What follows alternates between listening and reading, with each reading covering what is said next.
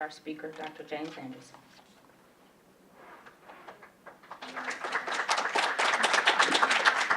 Thank you.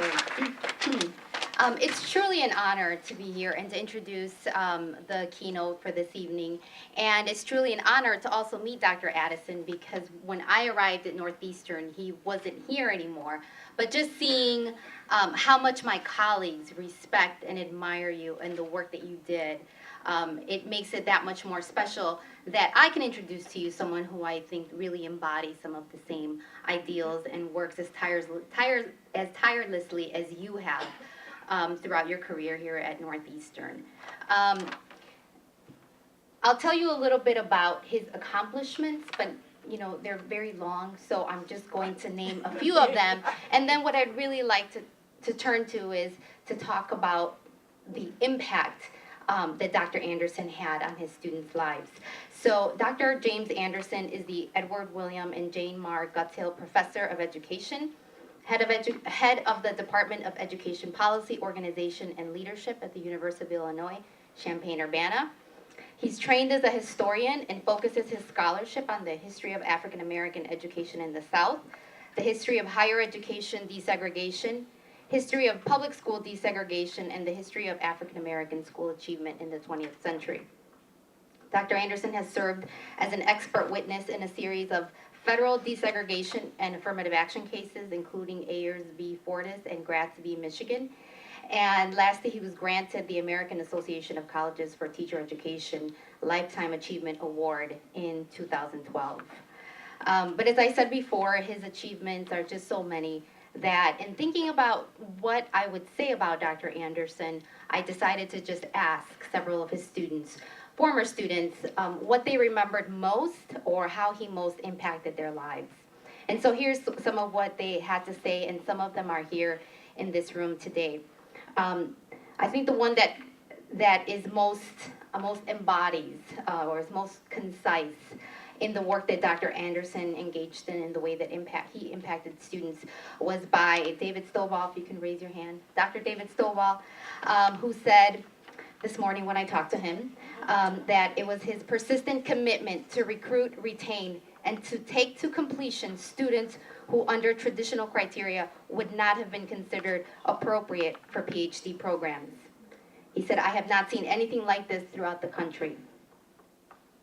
And I can definitely concur with that. And I remember many times, many of us who were not only first generation college students, but graduate school at that point was beyond any of our imaginations. And we faced many adversities, and I remember many times saying, "That's it, I'm done, I'm leaving."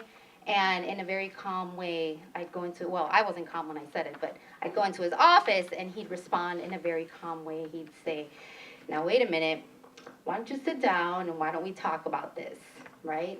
And then usually we talked, and obviously I didn't leave. But again, he did this with all of his students.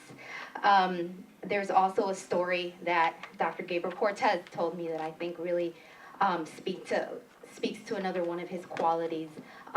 During his dissertation defense,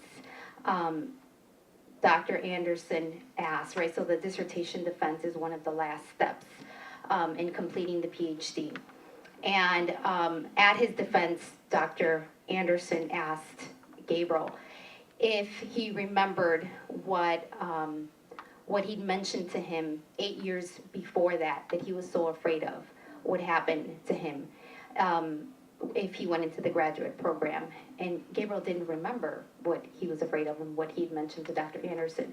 And Dr. Anderson said, "You were afraid that the graduate program would change who you were and change who you are." And he said, "Did it change who you were?"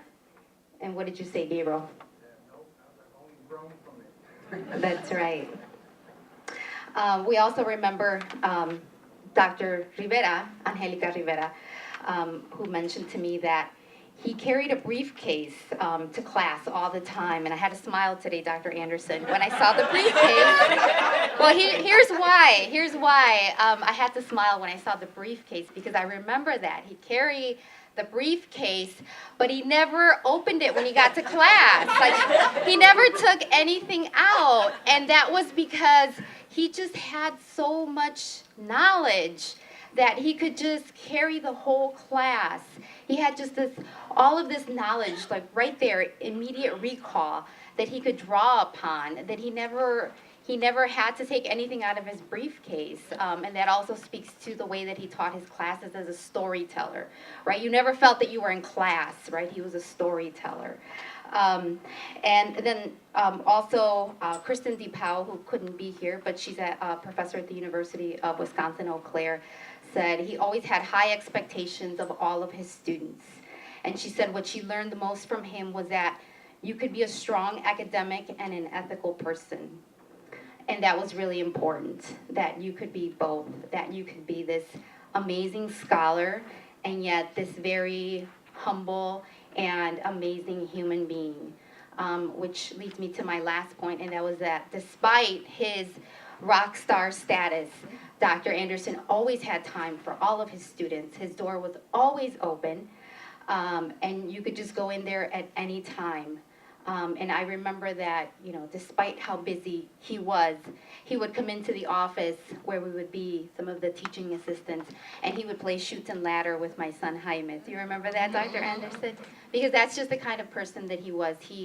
He always saw students as individuals who had families and so on. And so what all of these comments suggest to me is that Dr. Anderson always had a very clear understanding of who his students were, the communities we came from, what was important to us. He knew our hopes and dreams and gave us what we needed, sometimes even though we didn't know we needed it, in order to help us finish. He'd take us to conferences and made sure that we had money to pay for our airfare and our hotel. He provided a lot of mentorship and then would pay for things out of his own pocket. He took us to jazz concerts and basketball games. I went to my first basketball game because of Dr. Anderson. These were great seats, too. I've never seen a game like that again. But it wasn't just that he cared on an interpersonal level. He fought the tough battles to change the structure of higher education overall so that we all could be there. Institutionally and beyond, he worked to get us in the door and to get us financial aid that we needed to be there. He worked to get us graduate assistantships and teaching assistantships, and he stood by students in their battles with the administration at UIUC to establish a Latino Studies program, to maintain the cultural houses, for increased recruitment and retention of faculty of color, and many